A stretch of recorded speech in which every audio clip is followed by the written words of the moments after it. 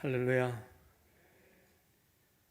그리스도의 평강이 어려운 이 시대에 예수 그리스도의 이름으로 모이기를 기뻐하시는 여러분들의 삶 위에 충만하게 함께 하시길 간절히 소망합니다.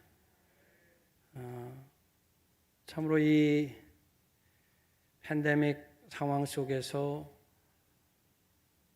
죽음의 공포가 그 어느 때보다도 우리에게 가까이 있는 것을 보게 됩니다.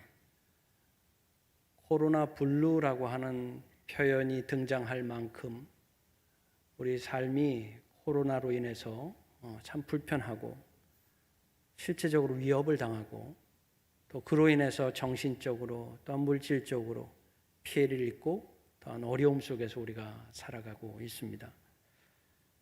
이런 상황 속에서 과연 우리 교회는 무엇을 어떻게 감당해야 할까? 이런 어려운 상황이기 때문에 하나님께서 이 땅의 교회를 향한 소망 또 사명이 더 분명히 드러나야 하겠다라는 생각을 해보게 됩니다. 역사를 보더라도 역사 속에서 교회는 늘 세상으로부터의 보호처 혹은 피난처의 사명을 감당해 왔습니다. 비교적 짧은 역사이지만 한국교회의 역사 속에서도 교회는 그 기능을 감당해 왔습니다. 구한말 나라를 잃고 서러워하는 백성들에게 그 허망한 상황 속에서도 또한 전쟁의 폐해 속에서 아파하고 있는 우리의 한국 백성을 향해서도 산업화의 혼란 속에서도 또 군사독재 정권의 압제 속에서도 교회는 그리스도의 몸된 신앙 공동체로서의 역할을 충실히 감당하며 마치 새끼 병아리들이 어미 닭 품속에 안기듯이 길 잃은 영혼들이 주님의 품에 안기는 영혼의 안식처와 같은 역할을 우리 교회 공동체가 감당해 왔었습니다. 지금 이렇게 우리가 몸소 경험하는 바이지만 하나님 앞에 나와서 함께 예배드림이 얼마나 귀하고 또한 때로는 얼마나 어려움을 겪어가면서도 그를 감내하면서도 하나님 앞에 나와서 우리가 예배해야 하는지 모르겠습니다. 이로 인해서 한국을 포함한 온 인류의 교회는 새로운 것들을 지금 경험하고 있습니다. 이전에 경험해보지 못한 것을 지금 우리가 경험하는데 그것이 바로 온라인이라고 하는 디지털 매체를 통해서 예배가 가능해졌다라는 거예요.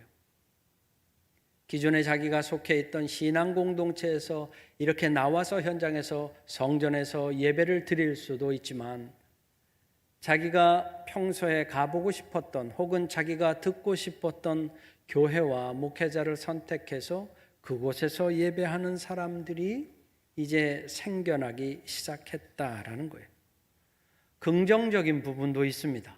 그래서 다양한 예배 공동체와 다양한 말씀을 들을 수 있는 기회가 있는 것은 한편 생각하면 긍정적으로 평가할 수도 있지만 긍정이 1이라면 오히려 부정적인 요소가 한 열은 돼 보이는 현상들이 오늘날 기독교 예배 공동체를 통해서 일어나고 있다라고 저는 판단을 합니다. 그런데 더 문제가 되는 것이 코로나가 끝나고 난 뒤에는 본인이 속해 있는 신앙 공동체에 함께 나와서 예배를 드릴 수 있으면 좋을 텐데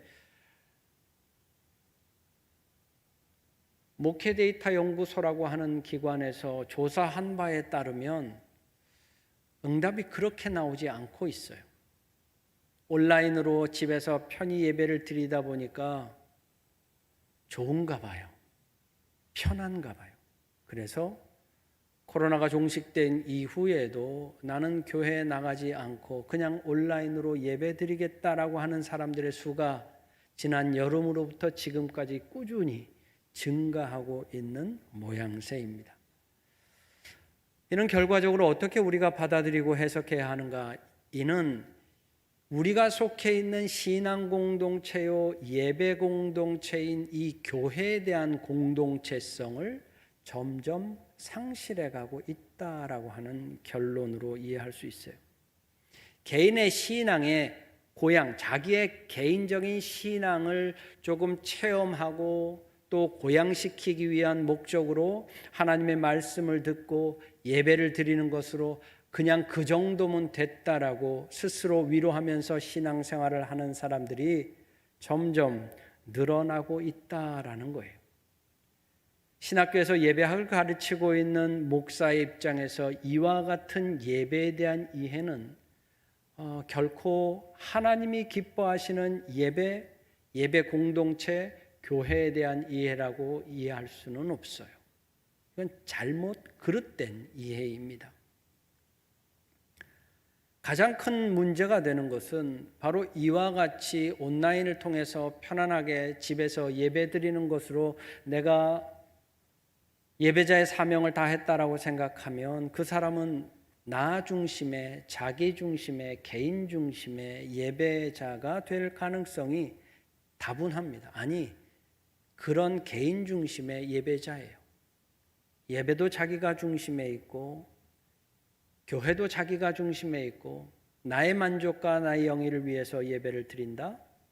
하나님이 기뻐하시는 예배자가 될 수 없다라는 겁니다.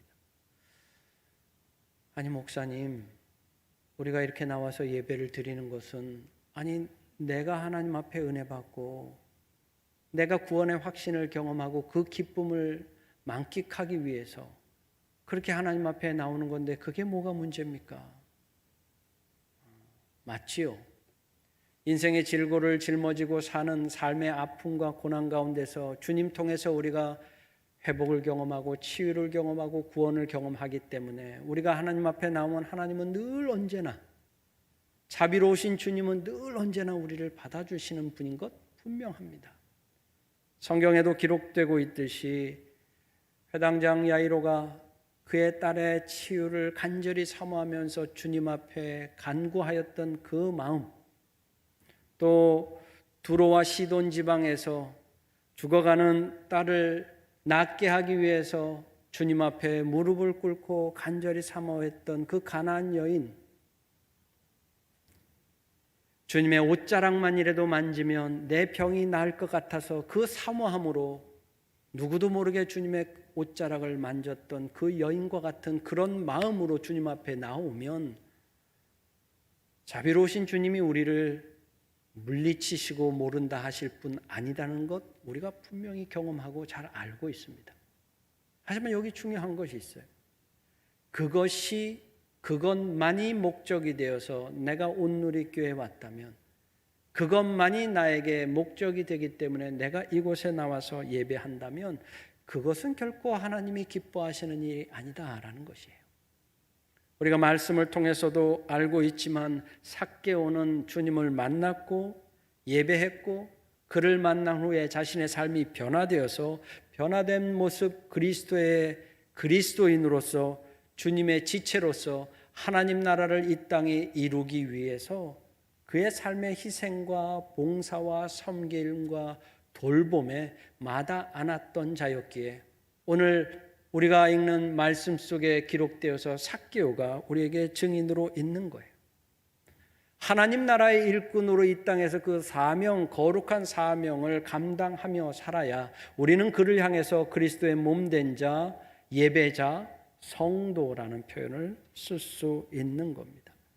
만약에 우리가 개인 한 사람의 영달을 위해서 신앙생활을 한다면, 그렇게 신앙생활을 나의 유익만을 위해서 신앙생활을 해왔다면 역사적으로 볼 때 오늘날 이 시대에 교회는 없었을 가능성이 굉장히 높습니다.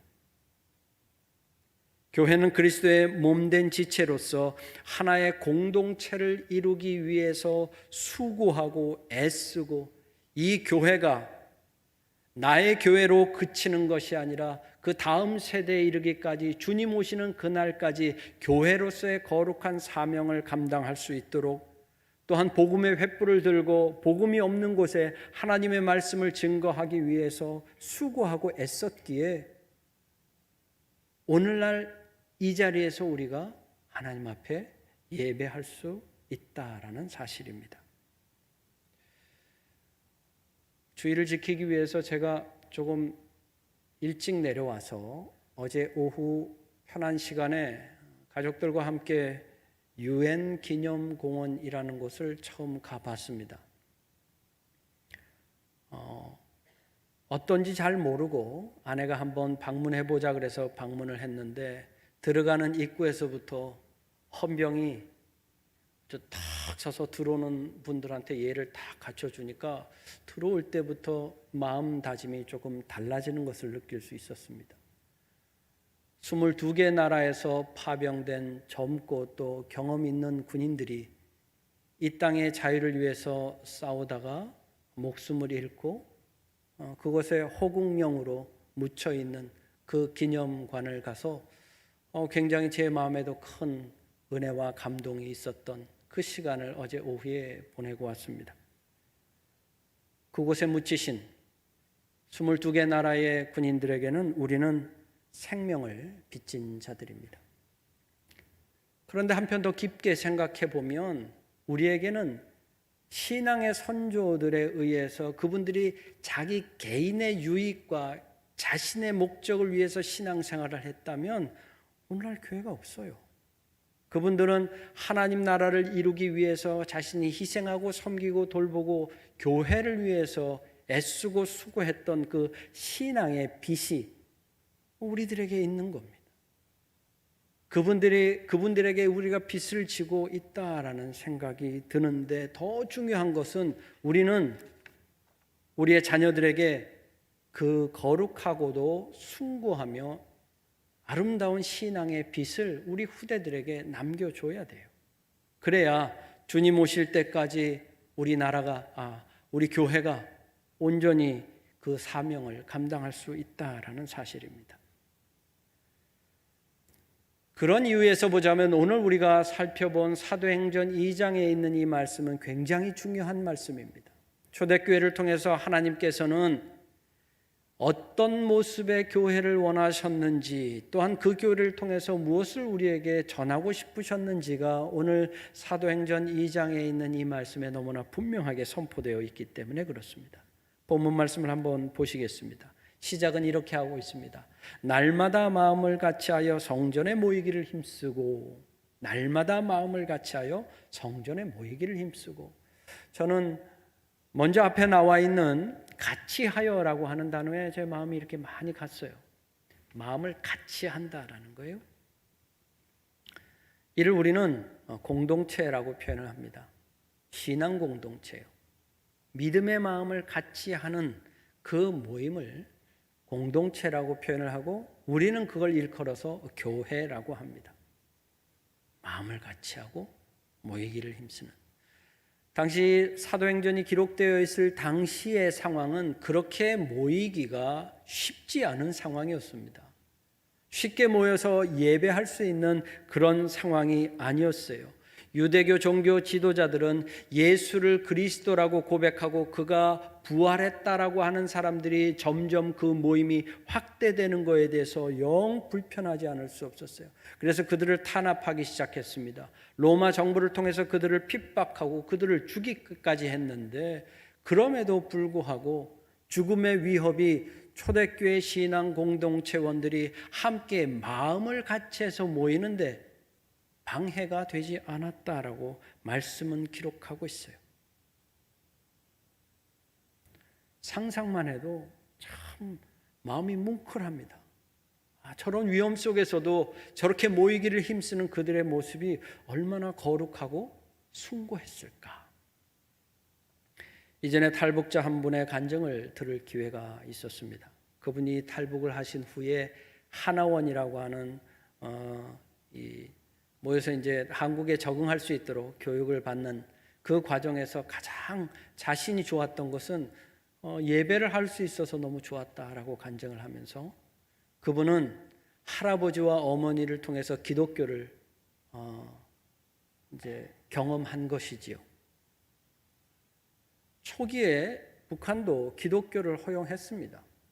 그러다가 이제 종교 탄압이 이어지고 기독교인들을 전부 다 탄광에 보내면서 본격적인 탄압을 했지만, 그 탄압 속에서도 신앙을 지켰던 사람들이 있었고 그 가족을 통해서 신앙이 계승되고 있었던 거죠.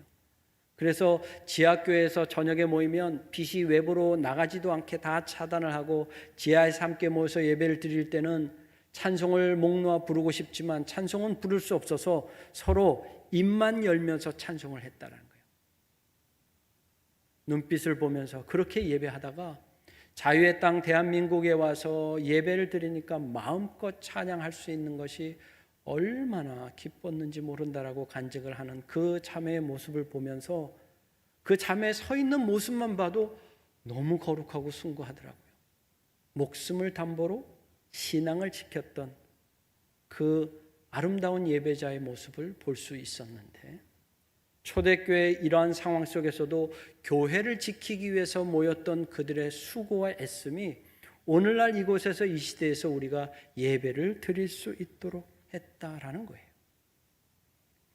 사랑하는 온누리 교회 성도 여러분, 비록 우리의 삶이 지금 우리의 삶의 자리가 너무 힘들고 어렵다 할지라도 우리가 용기를 내고 힘을 내야 될 이유가 분명히 있어요.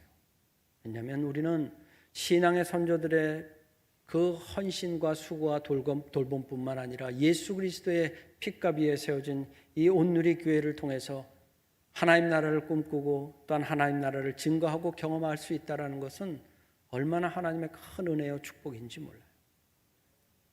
그런 맥락에서 보자면 지금 이곳에 함께하지 못하고 온라인을 통해서 예배를 드리고 있는 우리 성도님들 또한 여러분들이 지금 삶의 자리에서 드리는 예배는 대단히 놀랍고 은혜로운 겁니다.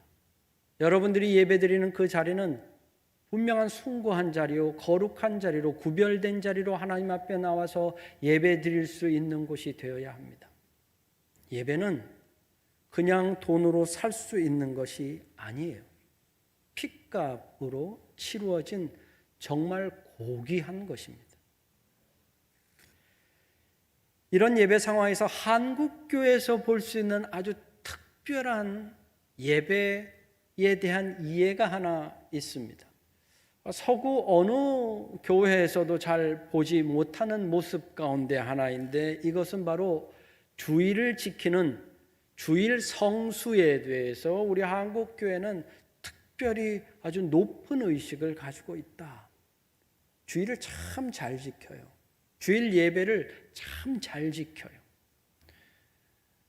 퓨 리서치라고 하는 미국의 언론 조사기관에서 조사한 결과를 보니까 미국을 대상 교회 그리스도인들, 스스로가 기독교인이라고 하는 사람을 대상으로 해서 조사한 결과를 봤어요.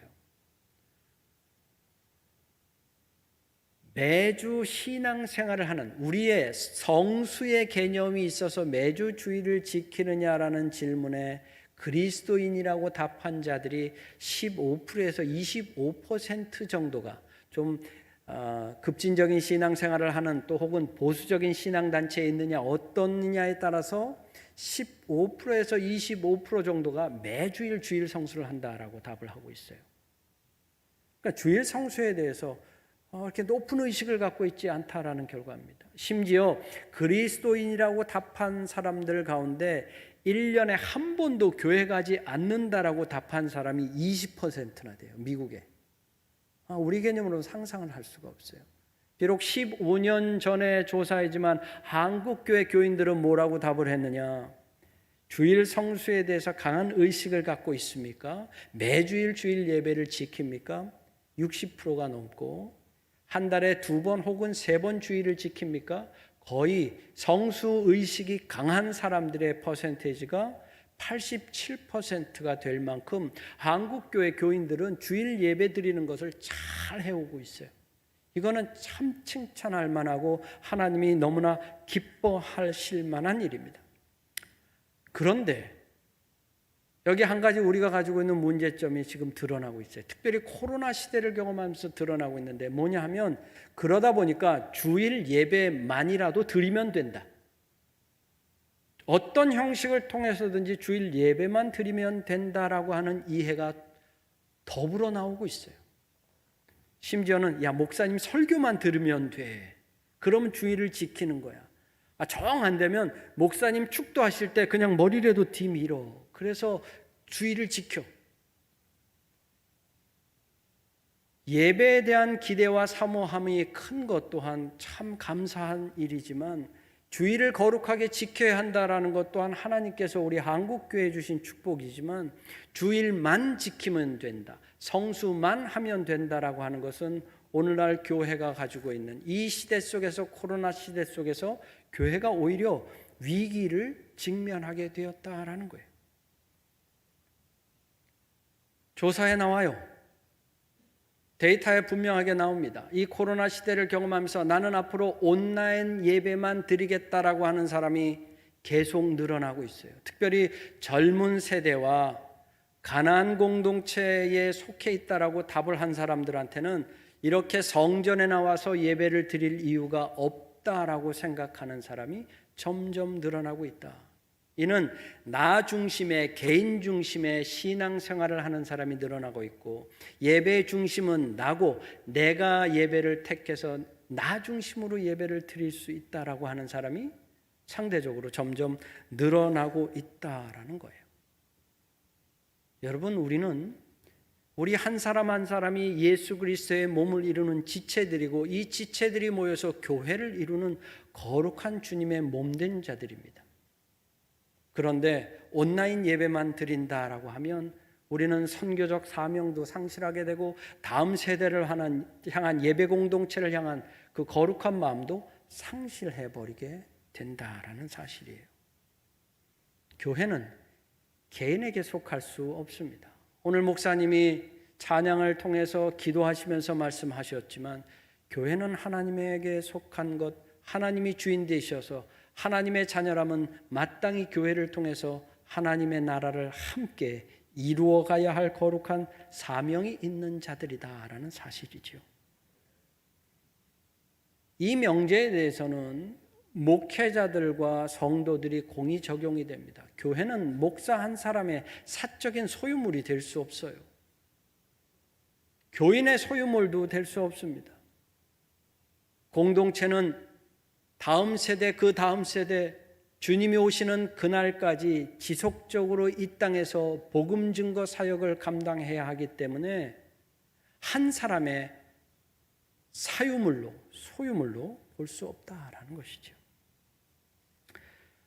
그래서 저는 유명한 예배학자인 알렉산더 슈메만이라고 하는 분의 예배 공동체에 대한 정의를 가지고 왔어요. 그래도 예배학자니까 아주 유명하신 분이에요. 한번 이분이 뭐라고 고백하고 있는지 보겠습니다. 주님과 그의 나라를 증거하는 것을 감당하며 그리스도께서 감당하신 사역을 이 땅에서 행하며 목양과 예배를 위한 모임이 교회이어야 한다. 여기 중요한 표현이 있습니다. 주님과 그의 나라를 증거하며. 시작이 주님이에요. 그리고 주님의 나라예요. 교회는 가장 중요한 것이 주의 나라를 경험하고 주의 나라를 선포하는 종말론적인 신앙 경험이 가장 중심에 있어야 한다라는 거예요. 나 중심이 아니라. 단순히 종교적 체험을 목적으로 우리가 교회에 모이는 것이 아니다라는 겁니다. 교회는 철저하게 하나님 나라를 경험하고 하나님 나라를 선포하고 하나님 나라를 다음 세대에 물려주기 위해서 이 땅에 존재한다라는 거예요. 여러분, 하나님 나라는 우리가 죽고 나서 천국 가서 경험하게 될 그곳이 아니라는 거예요. 하나님 나라는 우리가 죽고 나서 경험할 수 있는 그 하나님 나라를 이 땅 이곳 온누리교회에서 먼저 경험할 수 있도록, 미리 맛볼 수 있도록 하나님께서는 우리에게 교회를 허락해 주시고 교회를 통해서 하나님 나라를 미리 경험할 수 있도록 은혜를 허락해 주셨다라는 겁니다. 이거는 다음 세대까지 지속적으로 이루어져야 한다라는 거예요. 비록 이 땅을 살아가는 우리가 힘들고 어렵겠지만 예배 공동체로 모이기에 힘써야 하는 당위성이 분명히 있고 하나님의 말씀을 통하여 복음을 듣고 이를 증거하는 삶을 살아가야만 우리는 하나님 나라에 참된 예배자로 칭함을 받을 수 있다라는 겁니다. 별것 아닌 것 같지만 그래서 우리 기독교인들은 아이고 못해 먹겠네, 죽겠네, 힘들어 죽겠네 이런 부정적인 말과 부정적인 사고를 갖고 있어서는 절대 안 됩니다. 왜? 우리는 하나님 나라를 살아가는 자들이기 때문에 그래요. 답답하다 그래요. 그죠? 답답해 죽겠네. 왜 답답한 줄 아세요? 답이 두 개라서 그렇대요. 답답. 우리 믿는 자들에겐 답은 하나밖에 없어요. 예수 그리스도의 이름으로 세워진 자들이기 때문에 그렇게만 살아가면 되는 거예요. 다음 말씀 읽어보겠습니다. 다음 말씀 볼게요. 자, 다음 말씀 보면 집에서 떡을 떼며 기쁨과 순전한 마음으로 음식을 먹고 이렇게 성경은 기록하고 있습니다. 이 말씀은 성찬을 의미합니다. 성경에서 떡을 떼었다라고 하는 것은 다 성찬, 주님의 만찬을 의미합니다. 이들은 모이기를 힘썼고 어렵지만 모여서 그들이 한 것은 바로 순전한 마음으로 떡을 떼었다. 아니 빵을 한 조각 주고 포도주 한 조각 한 모금을 마셨을 때인데 뭐가 그리 그들에게는 그렇게 순전하고 그렇게 기뻤을까? 초대교회는 어떤 이해가 있었냐면 자신들과 함께 했던 하늘의 비밀을 알려주시던 그 주님이 부활을 통해서 하늘로 승천하시고 나서 그분을 다시 볼 수 있으면 좋을 텐데 오늘날처럼 성경이 있는 것도 아니고 모여서 이렇게 찬양을 막 할 수 있는 것도 아니고 근데 주님이 그들에게 알려주신 방법이 있어요. 너희가 나를 만나고 싶으면 나를 기억하고 싶으면 이 성찬을 통해서 빵과 포도주를 통해서 나를 기억할 수 있도록 내가 너희에게 은혜의 방편을 만들어 주겠다. 그래서 성찬을 우리에게 허락해 주신 겁니다. 한편 생각하면 이 성찬은 성례라고 하는데 성례는 세례와 성찬을 우리는 성례라고 합니다. 성례는 예수님이 제정하셔서 교회가 지키고 있는 것을 성례라고 하는데 예수님이 몸소 시작하신 거예요. 예수님이 세례도 시작하셨고 예수님이 성찬도 시작하셨어요. 한편 생각하면 그렇습니다. 왜 예수님께서는 세례를 받으셨을까? 아니 세례라고 하는 것은 죄인들이 죄를 씻고 하나님의 사람이 되기 위해서 받는 예식인데 예수님은 하나님과 동등됨을 취하지 아니하시고 인간의 몸을 입고 이 땅에 오신 하나님이신데 성자 하나님이신데 왜 죄인의 자리에까지 내려오셔서 세례를 받으셨을까? 그리고 왜 굳이 자기의 살과 피를 나누어 주시면서까지 자기를 기억하라 하셨을까? 왜 성례를 교회에게 주셨을까? 이것은 우리에게 예배 공동체를 주시기 위한 하나님의 큰 계획이요 섭리였습니다. 성례 위에 교회를 세우셨어요. 세례를 통해서 교인이 될 수 있는 길을 만들어 주셨고 성찬을 통해서 날마다의 삶을 통해서 예수 그리스도를 먹고 마심으로 그와 동행하는 삶을 살 수 있도록 하나님께서는 이 성례를 통해서 교회를 세워주시고 그를 통해서 우리 예배자들이 지속적으로 예배할 수 있는 은혜를 허락해 주셨다라는 거예요. 아니 목사님, 아니 세례는 그냥 개인이 받는 거잖아요. 자신의 죄를 회개하고 그냥 나와서 세례를 받는 게 개인적인 행위로 보이는데 어떻게 그게 공동체적입니까? 초대교회에서는 세례를 받으려면 그냥 목사님 저 세례 받겠습니다. 네 세례 받으세요. 이렇게 세례 주지 않았어요. 아주 치열하게 신앙생활을 했던 자들이었기 때문에 평균적으로 세례를 받기 위해서는 이 사람이 그리스도인으로 합당한 삶을 살고 있는가, 과부를 돕고 고아들을 돌보고 여인을 돕고 또 노인들을 공경하고 예수 그리스도의 가르치심에 맞는 삶을 사는지를 철저하게 검증하고 또한 가르치고 3년의 시간이 지나고 난 뒤에 그리고 세례를 베풀었어요. 철저했던 겁니다. 그리스도의 몸이 되는 예식이었기 때문에 그 준비부터 남다르고 철저하게 했고, 세례는 부활절 새벽에 이루어졌는데 세례를 받는 자나 세례를 베푸는 목사나 모두 다 금식을 하면서 그 세례를 준비했고, 또 세례를 받긴 바로 마지막에도 정말로 예수 그리스도의 사람이 되고자 분명하게 믿음으로 고백하고 확신하는지를 재차 3차 묻고 세례 자리에 나왔습니다. 세례를 행할 때는 교인 모든 사람들이 다 강가에 모여서 그 사람이 세례를 받는 것을 함께 기쁨으로 축하하며 맞이했던 것을 초기 기독교의 공동체들의 문헌들에 아주 잘 나와 있어요. 근데 읽어보니까 조금은 충격적인 사실이 있어요. 뭐냐 하면 세례를 받을 때 남자나 여자나 상관없이 다 알몸으로 세례를 받았습니다. 알몸으로 하나 희로라기 하나 거치지 않고 강 속에 들어가서 세례를 받았던 기록들이 다수에서 발견이 됩니다. 한 2000여 년 전이니까 알몸이어도 부끄럽지 않았나 보지요. 그렇지 않죠. 인간들은 수치심을 왜 못 느낍니까? 다 벗으면 왜 수치심을 못 느끼겠어요? 그러나 여자나 남자나 모든 교인들 앞에서 다 옷을 벗고 알몸으로 세례를 받았는데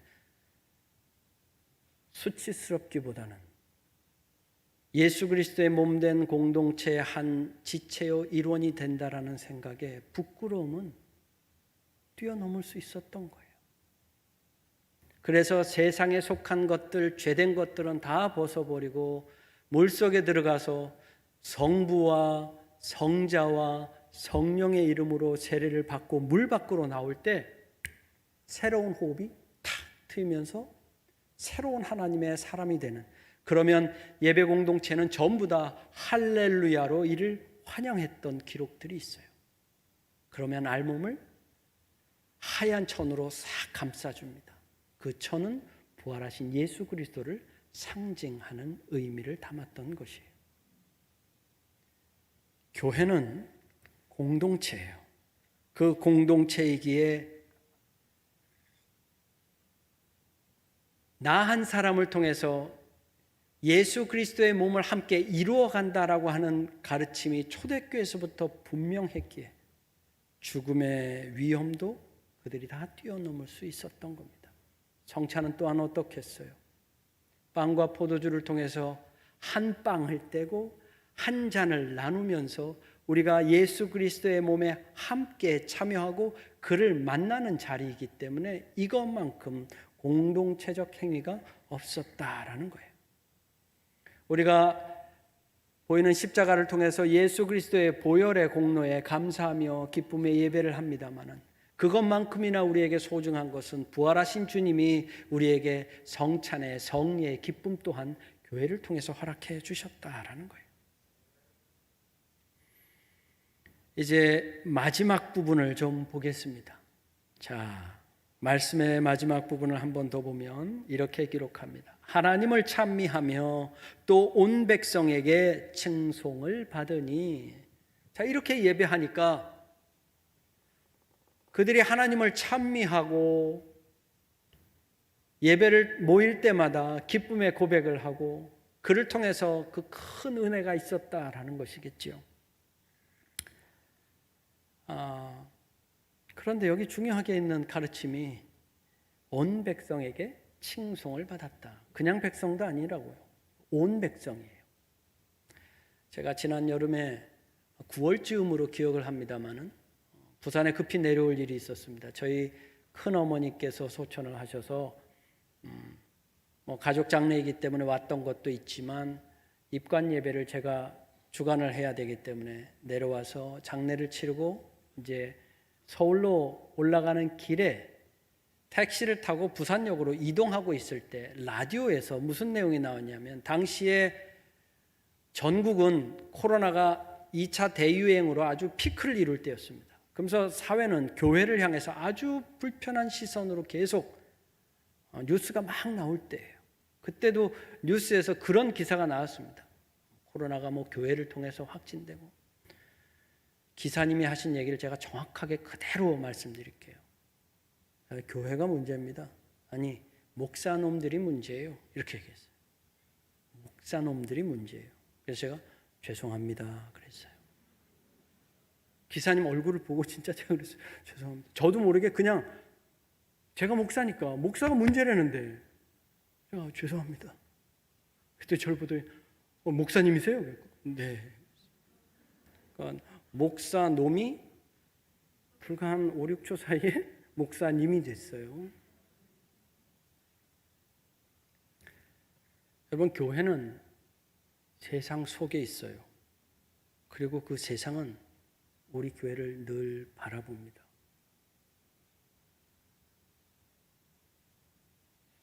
우리가 하나님을 찬미하는 것 얼마나 좋아요.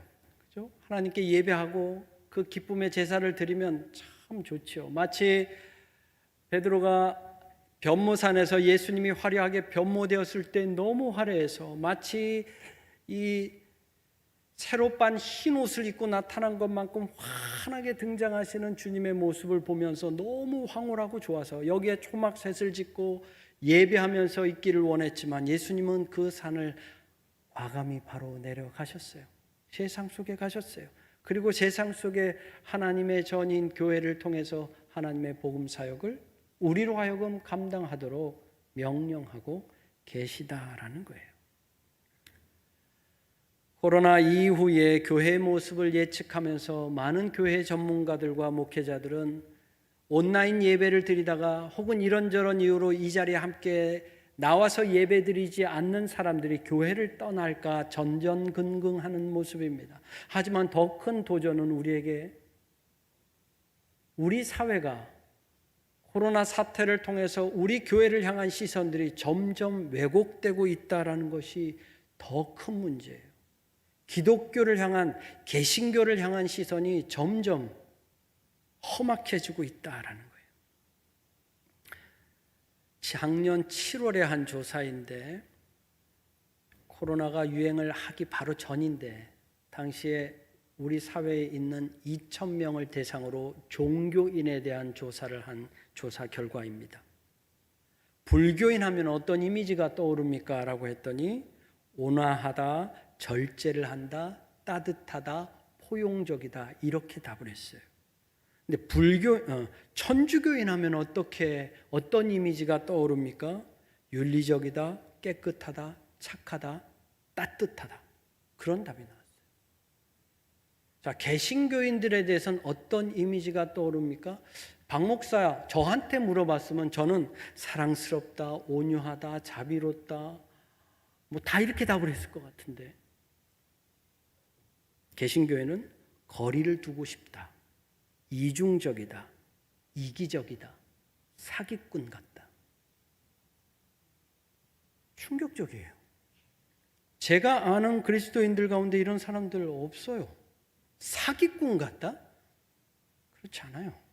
그럼에도 불구하고 우리가 갖는 대사회적인 이미지가 이렇다라는 거예요. 심지어 사회복지기관에서 나오는 데이터들을 보면 개신교회가 대사회를 지원하는 봉사와 섬김과 기부를 가장 많이 합니다. 다른 종파하고는 비교가 안 될 만큼 높은 수치의 사회를 섬기는 사역을 감당하고 있음에도 우리가 가지고 있는 대사회에 대한 이미지가 왜 이렇게 되었을까? 목사님 우리 그냥 잘 모여서 기도만 열심히 하면 되지 그거 그렇게 신경 쓸 거 없습니다. 전 그렇게 생각하지 않아요.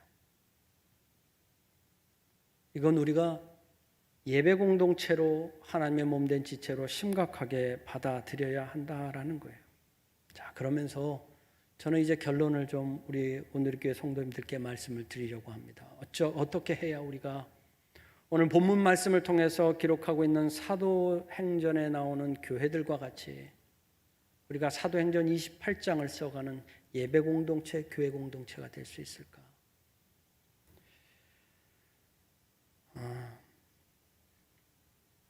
저는 다시 본질로 돌아가야 된다라고 생각을 합니다. 우리가 누구인지를 다시 자문 스스로 물어보고 내가 누구인지를 다시 분명하게 고백할 수 있어야 한다. 우리는 예배자이어야만 합니다. 우리는 거룩한 성도이어야만 해요. 나의 개인의 유익을 위해서, 나의 영적인 해가를 위해서 이곳에 와서 막 부르짖고 기도하는 것으로 신앙생활을 다 했다라고 생각한다면 교회는 다음 세대, 그 다음 세대까지 계속되기 어려워요. 그런 역사들을 무수히 많이 봐왔기 때문에 그렇습니다. 이스라엘 백성들이 성막을 통해서 하나님과 함께 했습니다. 그러다가 야훼 하나님, 비와 구름을 주관하시는 그 야훼 하나님을 통해서 가나안 땅에 정착하고 성전으로 그들이 예배하고 희생의 제사를 드리다가 그들이 점점 하나님을 등지는 삶을 살기 시작합니다. 선택된 백성인데 그 선민 사상을 잃어버리고 생활을 하게 되자 하나님께서는 수많은 예언자와 수많은 선지자들을 통해서 그들이 회개할 것을 요청했어요. 회개는 하나님께로 돌아오라는 거예요. 하나님께 돌아올 것을 그렇게 말씀하셨는데도 그들이 돌아오지 않습니다. 그러자 하나님께서는 성벽을 허무시고 성전을 허무시고 그들을 포로기를 경험하도록 포로 생활을, 그들의 자유를 박탈하는 그런 결정을 하시게 됩니다. 유대 사람들은 전통적으로 아버지가 자녀들에게 모세 오경을 가르치고 유대인으로서 절기를 어떻게 지키고 어떻게 기도해야 하는지를 잘 교육시켰기 때문에 포로기를 경험하더라도 하나님의 백성으로 잘 살 수 있겠지라고 생각할 수도 있겠지만 유대 백성은 그걸 택하지 않았어요. 그제서야 깨닫고 우리가 하나님의 백성됨을 잊기 위해서는, 우리가 누구인지를 더 기억하기 위해서는 우리 다음 세대는 예루살렘으로 돌아가서 시온산에서 예배할 수 있기 위해서는 그들이 누구인지를 절대 잊지 않게 해야 하겠다. 언어를 가르쳤어요. 히브리 언어를 통해서 그들이 누구인지를 지속적으로 경험하게 했을 뿐만 아니라 가정에서 신앙교육이 이루어짐에도 회당이라는 것을 만들어서 함께 모여서 그들이 누구인지를 하나님의 말씀을 통해서 지속적으로 기억하도록, 내가 누구인지를, 하나님의 백성됨을 잊지 않도록 그렇게 지속적으로 가르쳤기에 그들이 하나님 백성됨을 유지할 수 있었듯이 오늘날 이렇게 예배하는 것이 어려운 삶이지만 우리는 우리가 누구인지를 먼저 분명하게 깨닫고 예배자임을 고백하고 우리 다음 세대들, 그 다음 세대들, 그 후손들이 계속 예배할 수 있도록 우리가 신앙의 유산을, 영적인 빛을 남겨야 한다라는 겁니다. 참으로 어려운 시기를 지나가고 있습니다. 그럼에도 불구하고 우리 하나님께서 우리 교회를 통해서 하나님 나라의 거룩한 사명을 이루어 가시겠다 우리에게 약속하고 계세요. 인간의 약속이 아니라 하나님이 우리에게 분명하게 말씀하고 계십니다. 힘드시지만 특히 온라인을 통해서 예배하시는 분들 어려우시겠지만 좀 용기를 내시고 성전으로 나오실 수 있으면 좋겠어요. 하나님이 기뻐하실 겁니다. 예배를 통해서 우리의 삶에 힘을 얻으시고 하나님이 함께 하시는 그 하나님의 언약의 말씀을 통해서 이 땅을 넉넉히 이겨가실 수 있는 우리 온누리교회 성도님들 되시기를 주님의 이름으로 간절히 소망합니다. 하나님, 인간의 언어가 아닌 하나님의 말씀이 우리에게 있으니 우리가 믿고 순종하며 주님 앞에 나아갑니다. 참으로 어려운 시기이지만 주님께서 우리와 함께 하시고 우리와 동행하시고 우리에게 힘과 능력을 허락하시고 우리와 함께 예배하시기에 우리가 다음 세대 그 다음 세대 주님이 오실 그날까지 우리 온누리교회를 위해서 몸된 주님의 공동체, 예배 공동체를 이루어가며 주의 영광을 드러내는 예배자들 될 수 있도록 우리를 도와 주옵소서. 예수님의 이름으로 기도합니다. 아멘.